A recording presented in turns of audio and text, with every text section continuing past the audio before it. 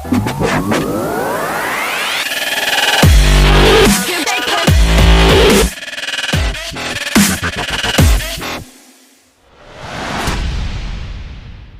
everyone, my name is MIKEYSLICE, and today I'm going to show you how to use OBS to set up a stinger transition so that you have transparency in between scenes on OBS while you're streaming live on Twitch. Okay, so as you can see, we're at the Google scene here.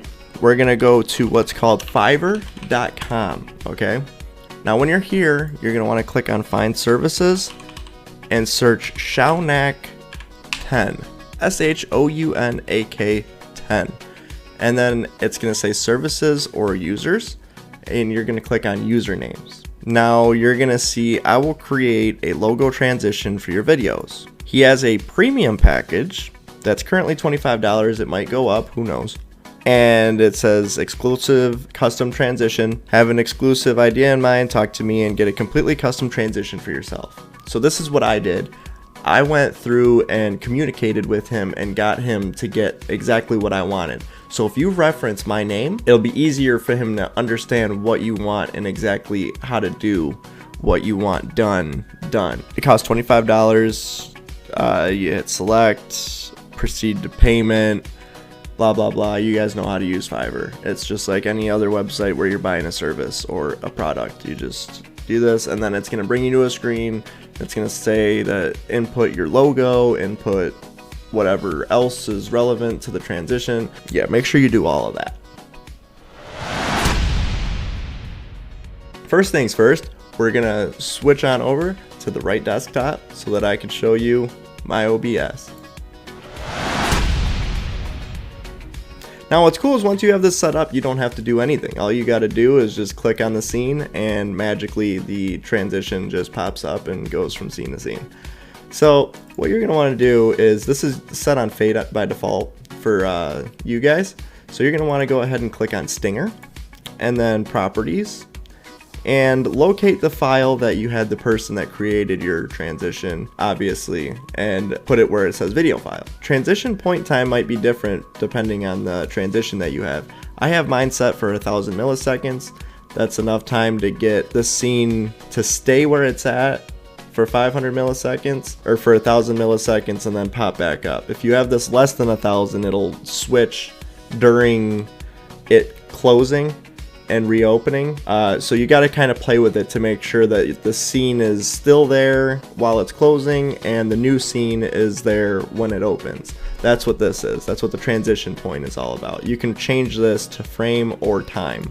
I just went time because I got it perfect the first time. So audio monitoring, you can have this to monitor and output so that you can hear it, or you can just have it to set to monitor off so that you don't hear it, monitor only. There's 3 different settings. Play around with them, see which one works for you.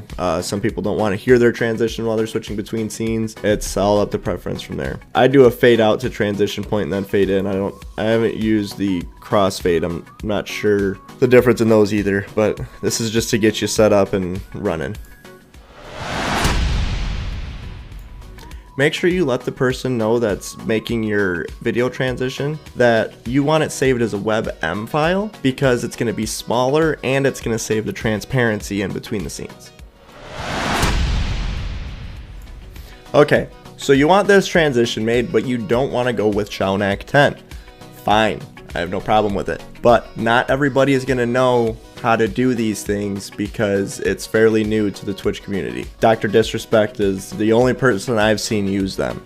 So what I did is I purchased this gig through Fiverr, and then the person didn't know how to shrink the file size down because it was 250 megabytes. The .mov file that he sent me was 250 megabytes. And when I went to go and use it in OBS, it was really choppy and not usable at all. So I had to get that file size less than 5 megabytes, so without losing much quality. So I did some Googling and I ran into this video. I'll leave the link to this video also in the description. You can have the person that's making your video, or yourself, you can train yourself how to shrink the file size down to be able to use these in OBS. Alright, that's going to do it for today.